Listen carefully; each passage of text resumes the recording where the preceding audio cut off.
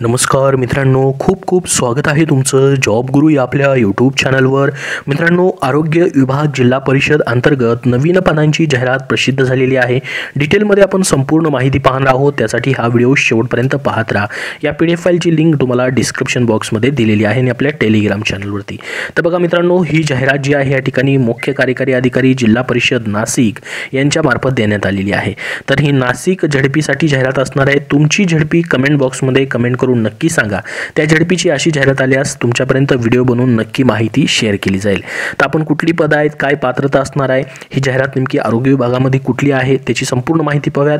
ही जाहिरात जी आहे PDF file तुम्हाला ऑफिशियली झडपीच्या वेबसाईटवरती देखील पाहायला भेटेल। नाशिकच्या आणि NRHM ची जी वेबसाईट आहे करिअर सेक्शनमध्ये देखील तुम्हाला तिथेही ही माहिती पाहायला भेटेल। तर बघा मित्रांनो, ही जाहिरात जी आहे या ठिकाणी राष्ट्रीय आरोग्य अभियान जिल्हा नाशिक, जिल्हा परिषद आरोग्य विभाग नाशिक, झडपी नाशिक मार्फत या ठिकाणी ही जाहिरात देण्यात आलेली आहे। आता पहा, NHM आपल्याला माहित असेल नॅशनल हेल्थ मिशन, यामध्ये 11 महिन्याच्या कॉन्ट्रॅक्ट बेसिसवरती ही पदं भरली जातात। आणि सध्या आपल्याला माहित असेल ज्यांची 10 वर्षी सेवा झाली आहे NHM मध्ये, त्यांना परमनंट देखील केलं जात आहे, असा मागे GR आला होता आरोग्य विभागाचा त्यानुसार। तर NHM मध्ये तुम्हाला या ठिकाणी ही भरती असणार आहे। याच्यामध्ये कुठलीही लेखी परीक्षा होत नाही, मुलाखत होत नाही तुमची। या पदांसाठी डायरेक्टली तुमच्या शेवटच्या वर्षाच्या मार्क्सवरती थेट ही भरती केली जाते।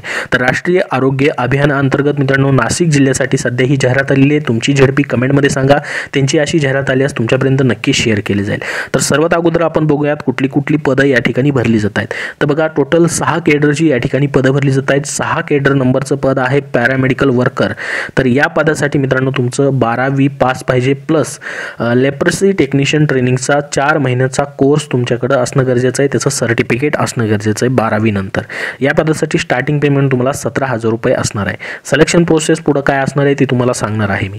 त्यानंतर बघा, 5 नंबरचं पद आहे ॲडोलॉजिस्टचं। याच्यामध्ये 2 जागा भरल्या जात आहेत। डिग्री इन ॲडोलॉजीमध्ये झालंय तुमचं, किंवा तुमच्या कुणाच्या मित्रांचं असं एज्युकेशन झालं असेल यापैकी कुणाचं, त्यांच्यापर्यंत नक्की ही माहिती शेअर करा जेणेकरून त्यांना अपडेट भेटेल। तर हे DH नाशिक या ठिकाणी पोस्टिंग तुमचं असणार आहे, म्हणजे डिस्ट्रिक्ट हॉस्पिटल या ठिकाणी।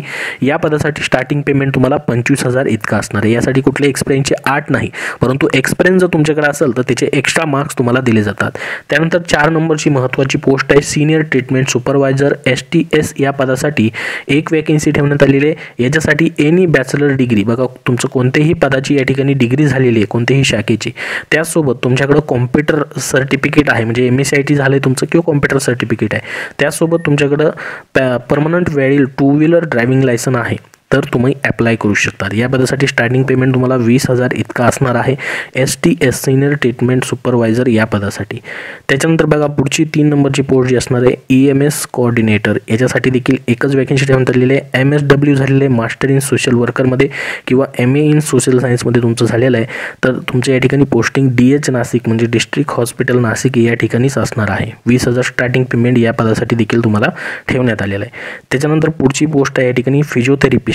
फिजिओथेरपिस्टसाठी तुमचं ग्रॅज्युएट डिग्री इन फिजिओथेरपीमध्ये झालेलं आहे आणि 2 वर्षाचा एक्सपिरियन्स तुमच्याकडे आहे, तर DH नाशिक या ठिकाणी पोस्टिंग असणार आहे। 20,000 स्टार्टिंग पेमेंट या पदासाठी देखील असेल।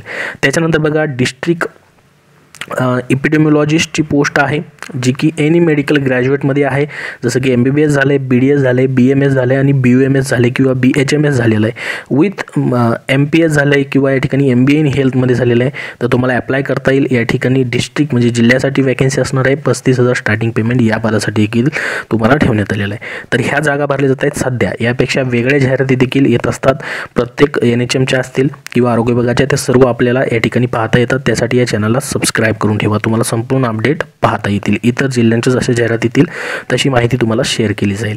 तर बघा, याच्यासाठी कशा पद्धतीने अर्ज तुम्हाला करायचा आहे। अर्ज स्वीकारण्याचा दिनांक 24 जानेवारी ते 5 फेब्रुवारी 2025 असणार आहे। अर्ज स्वीकृतीचे ठिकाण राष्ट्रीय आरोग्य अभियान कार्यालय, जिल्हा रुग्णालय आवार नाशिक या ठिकाणी असेल। अर्ज स्वीकारण्याची वेळ 10:30 ते 5 वाजेपर्यंत असणार आहे।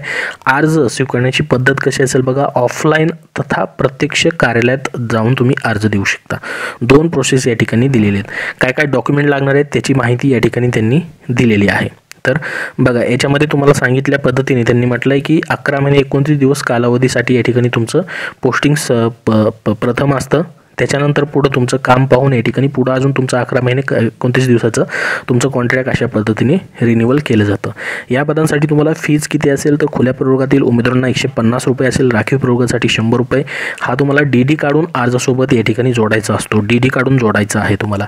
त्यासोबत बघा याच्यामध्ये या ठिकाणी दिलेलं देखील आहे त्यांनी, पुढे देखील 9 नंबरचा पॉईंट आहे बघा, 11 महिने 29 दिवसाच्या कालावधीकरता आपल्या कामगिरीच्या मूल्यांकनावरती आधारित असेल पुढील पुनर्नियुक्ती तुम्हाला तुमच्या कामावरती या ठिकाणी जो सेरा असतो एक्सलेंट वगैरे त्या पद्धतीने मूल्यांकन केलं जातं आणि पुढे तुम्हाला 11 महिने 29 दिवस अजून तुमची पुनर्नियुक्ती दिली जाते।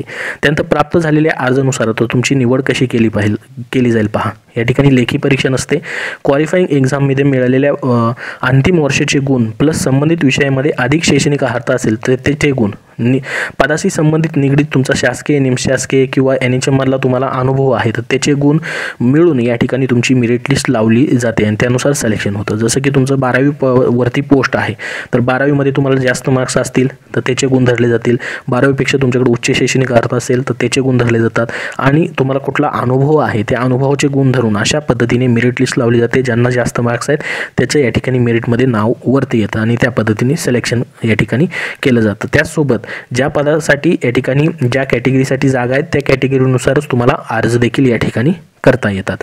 तर ही सिलेक्शन प्रोसेस या ठिकाणी अशा पद्धतीची असणार आहे। याच्यामध्ये अजून भरपूर साऱ्या अटी आणि शर्ती त्यांनी या ठिकाणी दिलेल्या आहेत, त्या तुम्हाला पाहून घ्यायच्या आहेत। याची लिंक तुम्हाला मी आपल्या डिस्क्रिप्शन बॉक्समध्ये देतोय आणि टेलिग्राम चॅनलवरतीही देतोय। तर हा फॉर्म आहे पहा, national health mission district Nashik यांच्या अंतर्गतचा ॲप्लिकेशन फॉर्म आहे।